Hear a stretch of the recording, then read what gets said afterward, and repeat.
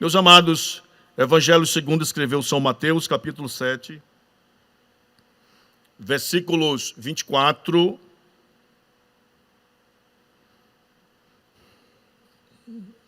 ao versículo 27. Evangelho segundo escreveu Mateus, capítulo 7, versículos 24 ao 27. O texto bíblico diz o seguinte: todo aquele, pois, que escuta estas minhas palavras e as pratica, assemelhá-lo-ei ao homem prudente que edificou a sua casa sobre a rocha. E desceu a chuva, e correram rios, e assopraram ventos, e combateram aquela casa. E a casa não caiu, porque estava edificada sobre a rocha. E aquele que ouve estas minhas palavras e não as cumpre ou pratica, compará-lo-ei ao homem insensato que edificou a sua casa sobre a areia.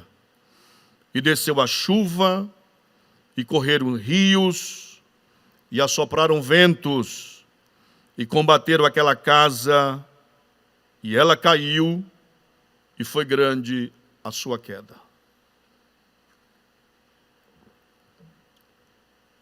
Meus queridos, no capítulo 5 do mesmo Evangelho de Mateus,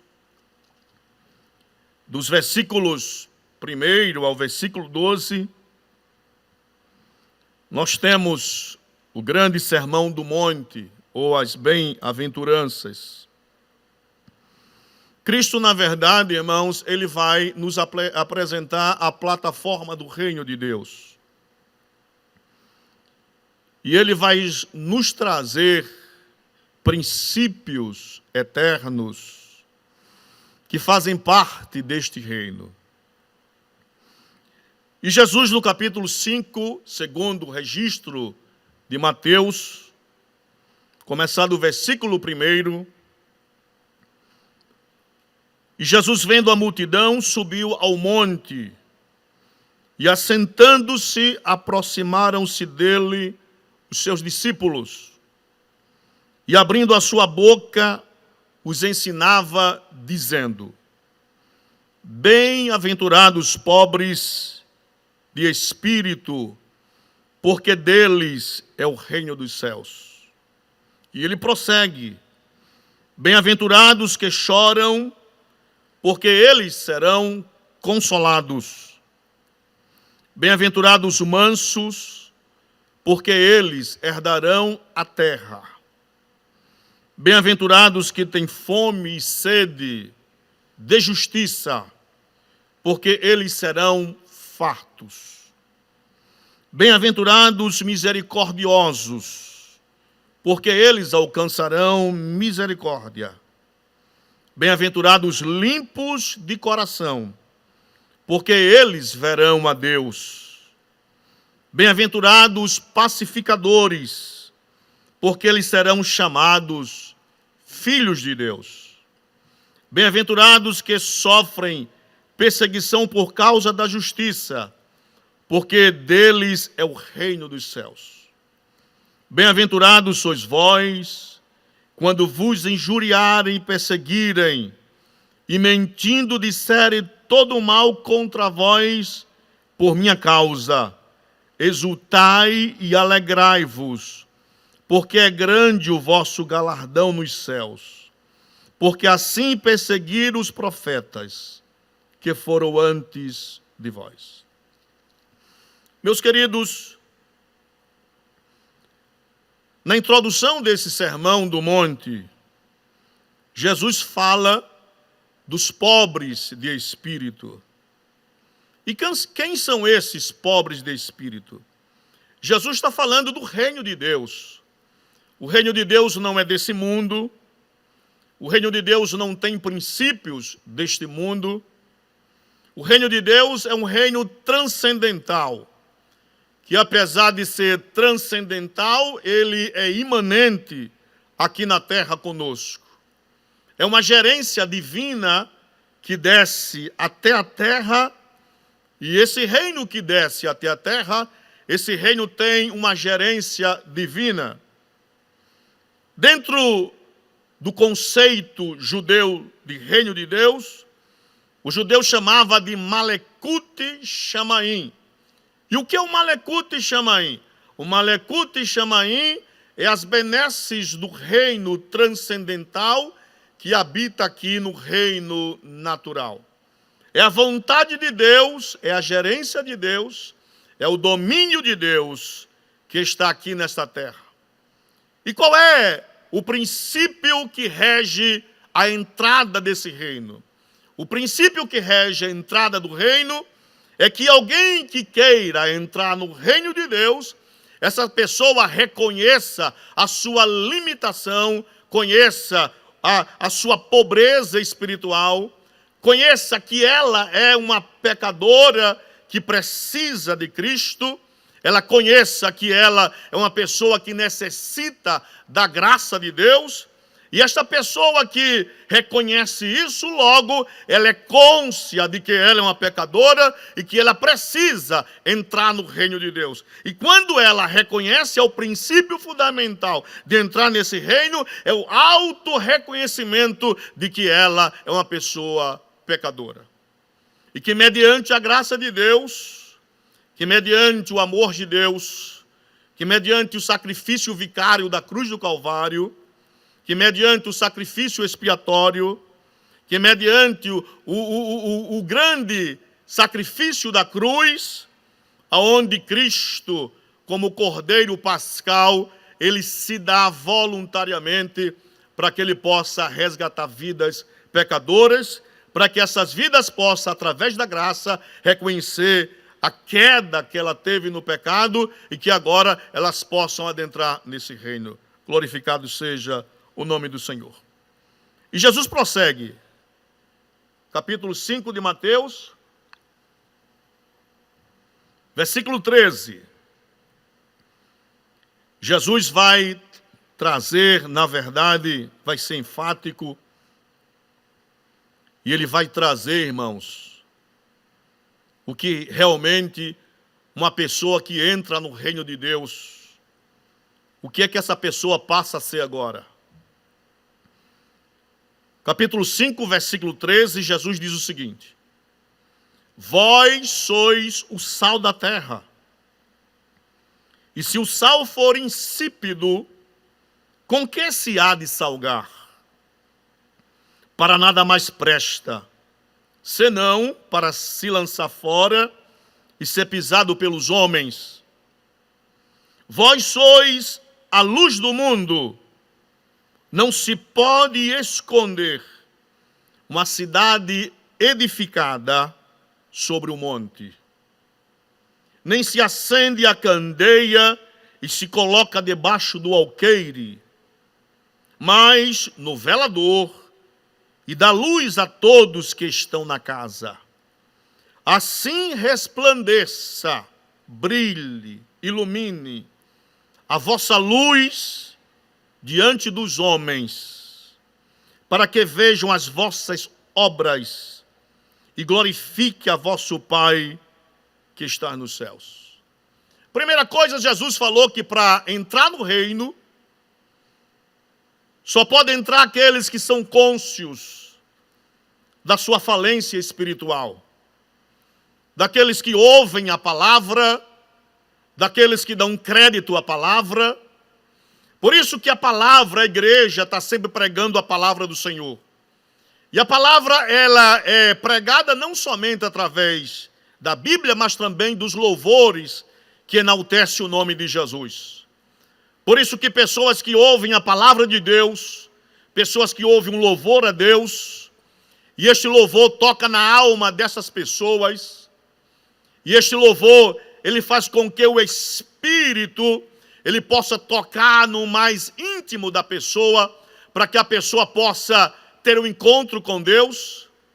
E quando alguém tem um encontro com Deus, essa pessoa logo é uma pessoa transformada, mas ela precisa entender que quando ela decide a sua vida para Cristo, ela tem que entender que ela é uma vil pecadora, que ela estava no charco do lamaçal do pecado, que não tinha nada que pudesse fazer, não existia promessas, não existia nenhuma obra humana que ela pudesse fazer para aceitar a Cristo como Salvador.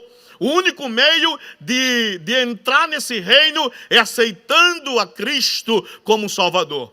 E aceitando a Cristo como Salvador implica de que esta pessoa vai tornar-se o sal da terra e vai tornar-se a luz deste mundo. Para quê? Para que outras pessoas possam ser iluminadas, para que outras pessoas cheguem a Cristo, para que outras pessoas possam vir ao pleno conhecimento da verdade. Glórias a Jesus. Aí no capítulo 5, versículo 20... Jesus vai trazer uma coisa muito forte para a vida daqueles que entraram no reino. Muito forte. Mateus capítulo 5, versículo 20. Jesus vai dizer: porque vos digo que, se a vossa justiça não exceder a dos escribas e dos fariseus, de modo nenhum, entrareis no reino dos céus. Este reino, irmãos, a justiça desse reino não é a justiça deste mundo. Aqueles que adentraram no reino, obrigatoriamente, eles têm que apresentar uma vida diferente para este mundo. Nosso pastor pregou aqui na terça-feira e foi muito enfático que toda bondade que existe na ação humana é proveniente de Deus. A Bíblia diz que o homem em si é mau e se apressa a derramar sangue. Mas quando este amor de Deus ele habita no homem, quando o fruto do Espírito aflora neste homem regenerado, neste homem transformado, ele começa a exercer a bondade de Deus na vida. E é isto que a palavra, é isto que a transformação, ela faz em nossas vidas. Jesus está no monte ensinando aos seus discípulos, uma grande multidão reunida, aprendendo pedagogicamente sobre o reino de Deus.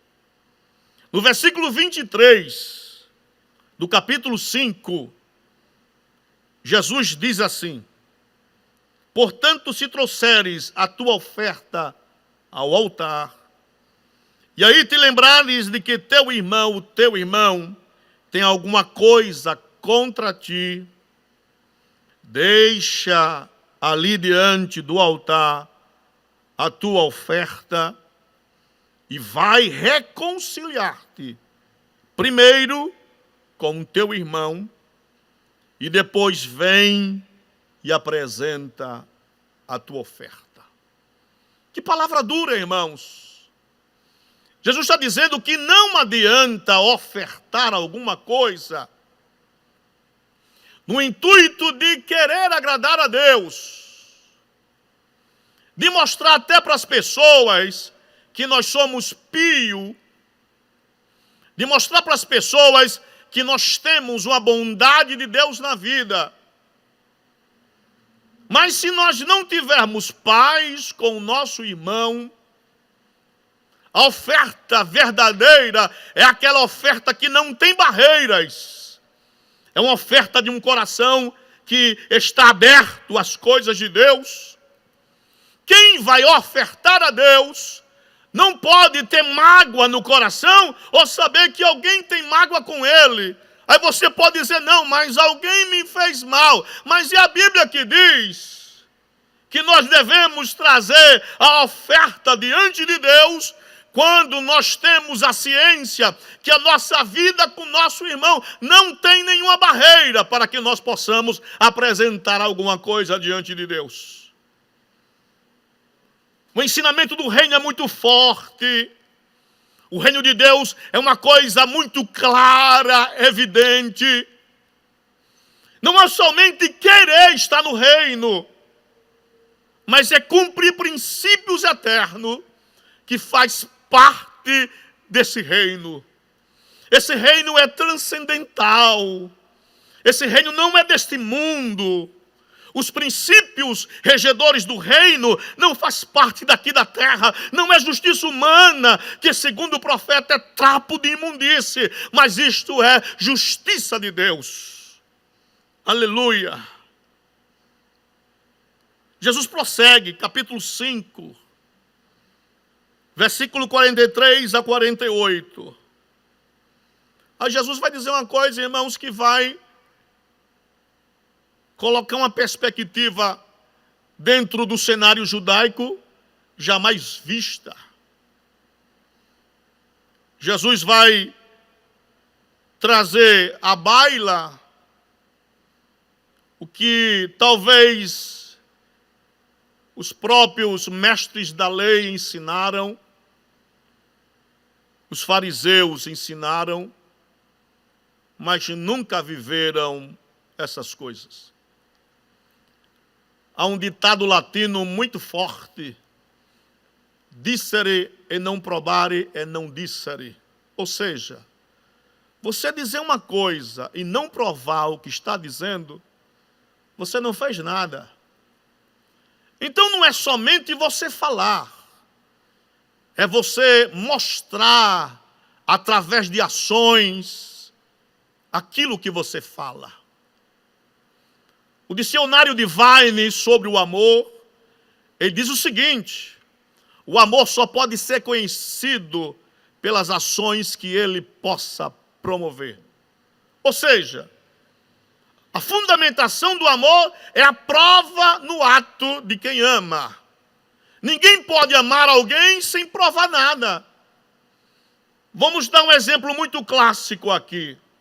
Por exemplo, alguém casa com a pessoa e a prova cabal de que ela ama a pessoa é contrair matrimônio com ela, para mostrar que ela tem interesses nela, que quer viver ao lado dela, que vai cuidar dela, que vai preservar, vai ser leal nela no casamento. Então isso é um ato de amor, é uma prova de amor. No reino, quem ama tem que provar. E a maior prova de amor do reino foi o próprio Jesus, que deu a sua vida, sendo nós ainda pecadores. Então, ele não somente falou, a Bíblia diz que ele era diferente dos fariseus, porque ele falava com autoridade. E a autoridade dele é em ensinar e provar através dos atos aquilo que ele ensinava. Aí no capítulo 5, versículo 43 a 48, Jesus diz o seguinte: ouvistes que foi dito, amarás o teu próximo e odiarás o teu inimigo. Versículo 44. Eu, porém, vos digo, irmão, Jesus, só ele pôde dizer isso aqui. Os fariseus, quando ia citar a lei, sempre citavam os profetas, citava Moisés, citava os salmos. Jesus não. Jesus diz, eu, porém, vos digo. Ele está dizendo que quem está dizendo é cumpridor daquilo que está dizendo. Ele está dizendo que aquele que está falando, ele tem autoridade de falar isso aí. Aquele que está falando, ele tem segurança no que fala, porque ele não é hipócrita como os fariseus, que falava, saía pelos valados, ensinava e depois não cumpria nada. Ele está dizendo, eu posso falar. Então ele está dizendo, eu porém vos digo, amai a vossos inimigos. Quando ele diz eu, ele está dizendo, olha, ame porque eu amo os meus inimigos. Bendizei os que vos maldizem, fazei bem aos que vos odeiam, e orai pelos que vos maltratam e vos perseguem, para que sejais filhos do vosso Pai que está nos céus. Aleluia. Nosso pastor sempre cita aqui Agostinho de Hipona. E na frase que ele bem coloca, ele diz: se um homem mau quiser fazer alguma coisa contra você, um homem mau, que tem o intento de lhe prejudicar, lhe difamar, vier fazer alguma coisa contra você e você responder na mesma moeda, deixa de existir um homem mau e passam a ser dois homens maus agora. O que Jesus está dizendo? Que a ótica, a visão do reino, a égide do reino de Deus, o princípio do reino, não é revidar com o mal, mas com o bem. Jesus está dizendo que nós somos diferentes. Nós não somos mais como este mundo é. Que alguém faz alguma coisa e alguém logo intenta vingar-se. Mas nós somos novas criaturas. O nosso coração foi transformado. Nós tivemos um encontro com Jesus de Nazaré. A nossa vida pregressa antes era uma vida louca, cambiava para lá e para cá como um ébrio, mas no dia que nós encontramos a Jesus como único e suficiente Salvador, os princípios do reino veio e habita em nossa vida, e agora nós somos como Jesus. Nós temos que ser cumpridores da palavra. Jesus prossegue, versículo 45. Porque Deus, o nosso Pai, Ele faz que o sol se levante sobre maus e bons, e a chuva desça sobre justos e injustos. Pois se amardes os que vos amam, que galardão tendes? Que diferença? Amar a quem nos ama, na ótica do mundo, é muito fácil. Alguém ama você, é recíproco, você também ama a pessoa. Agora, amar quem lhe faz mal, Jesus disse: que galardão vocês vão ter agora? Não faz os publicanos que oravam nas praças em voz alta também o mesmo? E se saudardes unicamente os vossos irmãos, que fazeis demais? Não faz os publicanos também assim? Sede vós perfeitos, como é perfeito o vosso Pai que está nos céus. Sermão do Monte. Jesus está ensinando princípios regedores do reino de Deus. No capítulo 6, Jesus diz: guardai-vos de fazer a vossa esmola diante dos homens, para serem vistos por eles. Aliás, não tendes galardão junto ao vosso Pai que está nos céus. Quando vocês derem esmolas, não faças tocar trombeta diante de ti, para mostrar às pessoas que estão fazendo, como fazem os hipócritas, os atores nas sinagogas, nas ruas, para serem glorificados pelos homens. Em verdade vos digo que já tem o seu galardão. Então são princípios do reino, irmãos. O que Jesus está trazendo, irmãos, é que quem está inserido no reino, os princípios são diferentes. Aí agora no capítulo 6, versículo 25, Jesus vai falar sobre as inquietações da vida. Jesus diz assim: por isso vos digo, não andeis ansiosos ou inquietos quanto à vossa vida, pelo que haveis de comer ou pelo que haveis de beber. Nem quanto ao vosso corpo, pelo que haveis de vestir. Não é a vida mais do que o mantimento e o corpo mais do que o vestuário. Aí Jesus vai falar umas coisas tão simples, talvez imperceptíveis pelos seus discípulos, que nunca observaram assim como nós. Jesus vai falar de uma mecânica natural, que talvez para nós seja uma coisa sem significado, mas Jesus está dizendo que nas mínimas coisas, o nosso Pai Celestial, Ele cuida de nossas vidas. Aí Ele vai dizer: olhai para as aves do céu, que nem semeiam, nem cegam, nem ajuntam em celeiros. Pássaros não têm celeiros. E o vosso Pai Celestial as alimenta. Não tendes vós muito mais valor que elas? E qual de vós poderá com todos os seus cuidados acrescentar um côvado à sua estatura? E quanto ao vestuário, por que andais ansiosos? Olhai para os lírios do campo, como eles crescem, não trabalham, nem fiam. E eu vos digo que nem mesmo Salomão, em toda a sua glória, se vestiu como qualquer deles. Pois se Deus assim veste a erva do campo, que hoje existe e amanhã é lançada no forno, não vos vestirá muito mais a vós, homens de pequena fé?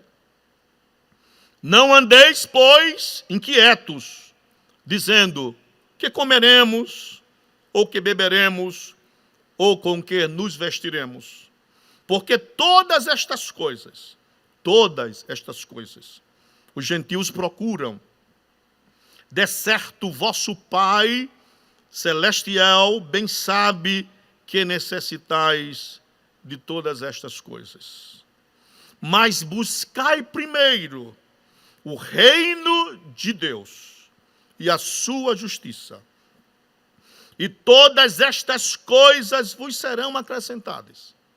Não vos inquieteis, pois pelo dia de amanhã, porque o dia de amanhã cuidará de si mesmo. Basta cada dia o seu próprio mal. Jesus aqui, irmão, não está ensinando que você fique em casa de pernas cruzadas esperando que as coisas caiam do céu. Não. Jesus está falando uma mecânica da vida em que esses processos acontecem em nossas vidas. Jesus está falando de situações favoráveis e desfavoráveis.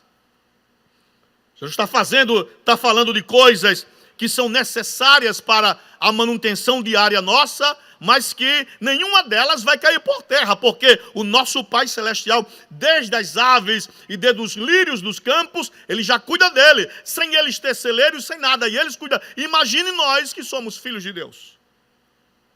Aí Jesus diz uma coisa muito interessante: basta cada dia o seu próprio mal. A palavra mal aqui, irmãos, é uma palavra kakos, que significa dificuldade humana.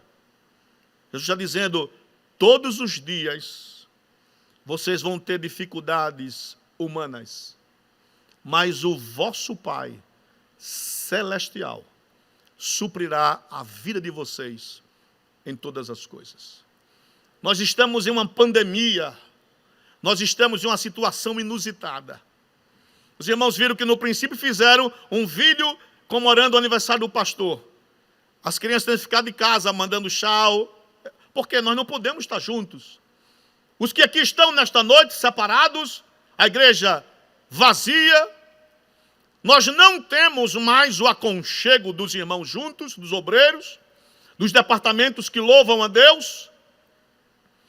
Então, o nosso culto ficou restrito a isso, a um culto online. E aí há uma ansiedade de quando voltaremos, de quando estaremos juntos. Mas o mesmo Deus que cuida de uma situação favorável, É o mesmo Deus que cuida de uma situação desfavorável. É o mesmo Deus que, através dos cultos online, tem salvado vidas, tem tocado no coração de vidas, tem curado pessoas que escutam a palavra, tem tirado a ansiedade do coração de pessoas que estão temerosas. A palavra tem trabalhado através da ministração, dos louvores. O nosso Deus tem suprido e Ele vai continuar cuidando de nossa vida. Glórias a Jesus. Dias maus, difíceis, dificuldades humanas. Mas Jesus disse: vocês não podem ficar inquietos. Não podem perder a calma. Não podem perder a confiança em Deus. Jesus nunca disse que nós não iríamos ter dificuldades.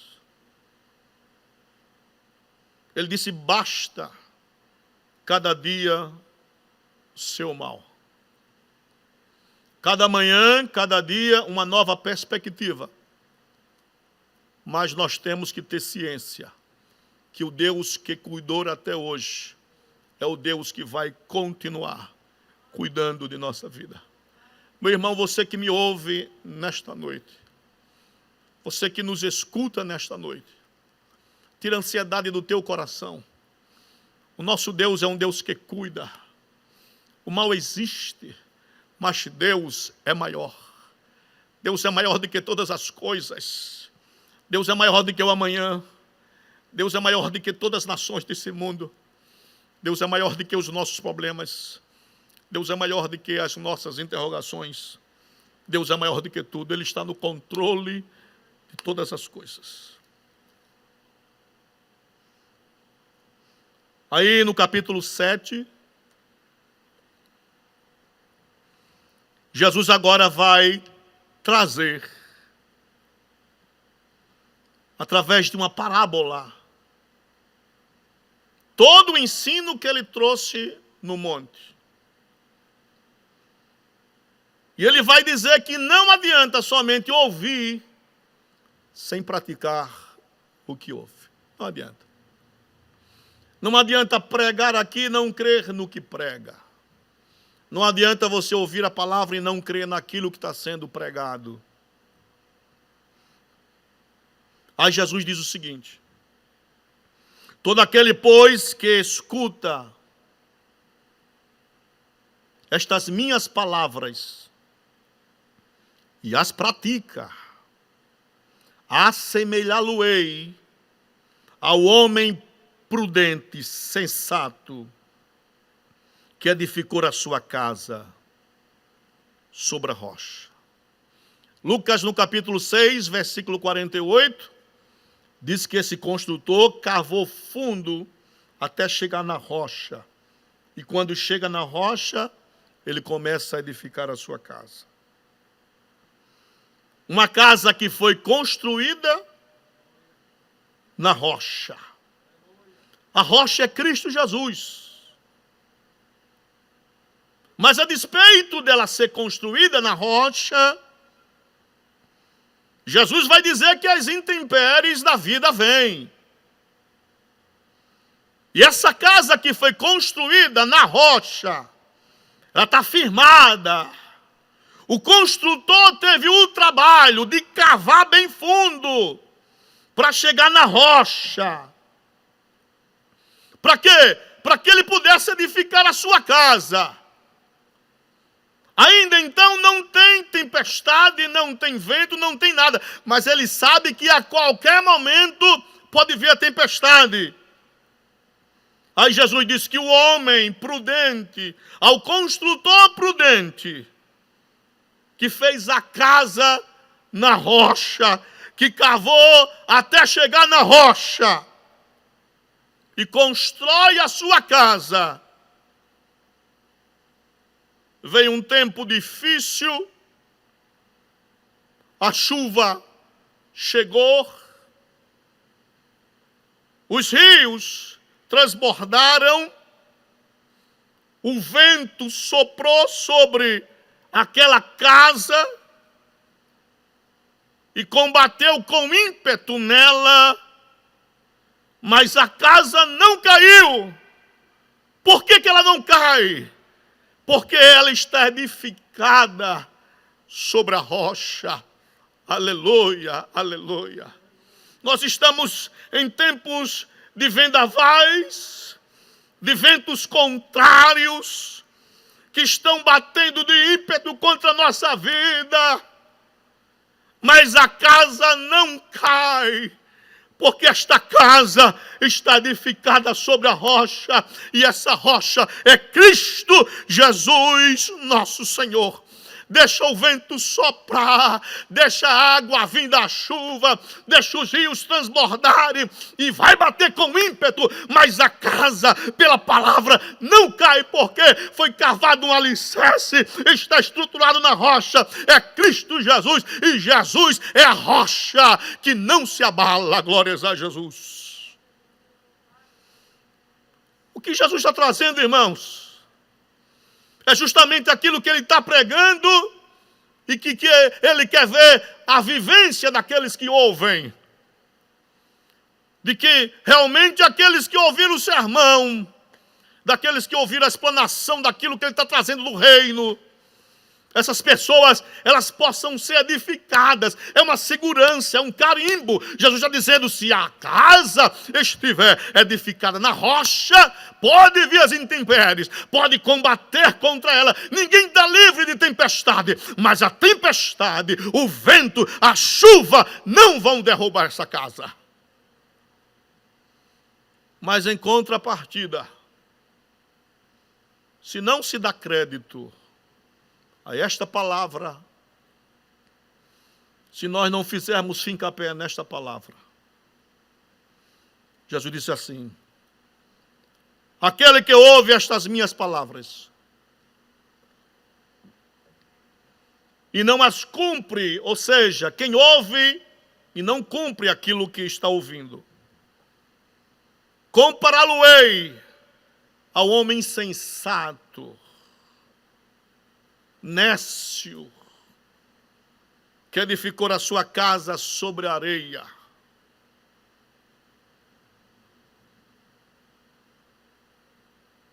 Uma casa também, um construtor, que em vez de cavar fundo e colocar os alicerces da casa na rocha, que não imagina que o amanhã pode trazer tragédias, que não imagina que no amanhã pode trazer dissabores. Ele viu que era muito fácil cavar na areia e faz um alicerce na areia. E as mesmas intempéries acontecem. A chuva desceu, os rios correram, encheram, os ventos assopraram contra aquela casa, e ela caiu, e foi grande a sua queda. Aí Jesus ensinou para os seus discípulos no monte, Jesus mostrou a plataforma do reino de Deus, Jesus mostrou a bem-aventurança daqueles que estão dentro desse reino. Jesus falou de princípios eternos. Jesus falou de justiça do reino. Eles ouviram. Jesus deu exemplo da parábola do construtor, de que se eles praticassem o que estavam ouvindo, desse crédito, a fé deles seria inabalável, a despeito de situações adversas. Eles estão no monte, aí Jesus agora vai descer do monte. No capítulo 8, e descendo ele do monte, seguiu uma grande multidão. Muita gente, irmãos, ouviram, tiveram o privilégio de ouvir Jesus, com a voz meiga, suave, ensinar princípios que os fariseus não tinham condições de ensinar. Era a própria vida, o próprio Filho de Deus, que estava ministrando para aqueles homens, para aquela grande multidão. Oh, que privilégio aquele povo teve de ouvir o próprio Jesus, o Deus encarnado, o Filho de Deus, a glória do Pai, que ouviram, que aprenderam, e Jesus ensinava pausadamente, com exemplos, com parábolas, com coisas basilares. A multidão está cercando Jesus e desce do monte com ele. Aí, um leproso se aproxima. Talvez a multidão já ficou com medo. E aí, o leproso, impuro. Mas esse leproso, que não estava no monte aprendendo com Jesus, mas que já tinha ouvido falar de Jesus, sabia quem Jesus era, ele logo o adorou e disse: Senhor, se quiseres, podes tornar-me limpo. Oh, irmãos, nesta noite, se o nosso Jesus quiser, ele reverte a situação da tua vida, da minha vida. Oh, que Jesus amoroso, que Jesus suave. Assim como lá no Cântico dos Cânticos diz que ele é o nosso Cândido Rubicudo, ele é suave, ele é terno, ele é meigo, ele sabe nos ouvir, ele é o nosso marido fiel, ele é o nosso advogado, ele é o nosso conselheiro. Aí o homem adora e diz: Senhor, se quiseres, pode tornar-me limpo. Jesus, vendo que o homem adorou o leproso, e Jesus, estendendo a mão, tocou, dizendo: quero ser limpo, e logo ficou purificado da sua lepra. Aleluia. E disse-lhe então Jesus: olha, não digas a alguém, mas vai mostrar-te ao sacerdote, e apresenta a oferta que Moisés determinou para lhe servir de testemunho. Glórias a Jesus. Que Jesus amoroso, irmãos, que Jesus compassivo. Eu quero só pedir a Deus que nesta noite, tudo quanto foi colocado pela palavra do Senhor, você possa levar para a sua casa, que você possa dormir tranquilo nesta noite, que você possa descansar em Deus. Você com a sua família na sua casa, que Deus possa guardar a sua família, que Deus guarde a sua vida, que Deus guarde a sua entrada e a sua saída. Faça como o construtor que cavou bem fundo para alicerçar a sua casa. Faça como o construtor que colocou a casa edificada na rocha. E quando os vendavais da vida vier, quando as grandes tempestades vier, quando os rios transbordarem, encherem, e haver grande tempestade, quando os ventos da vida soprar na sua vida, você possa estar seguro em Cristo Jesus. Você que nos ouve nesta noite e que ainda não teve o encontro com esse Cristo, que você não teve o privilégio de entregar a sua vida para Jesus. Você que está enfermo nesta noite. Nós vamos daqui a pouco orar pela tua vida. Se você quiser entrar em contato através do WhatsApp e dizer que está entregando a vida para Cristo, faça isso. E eu tenho certeza que o nome do Senhor vai ser glorificado. Que Deus lhe abençoe poderosamente nesta noite.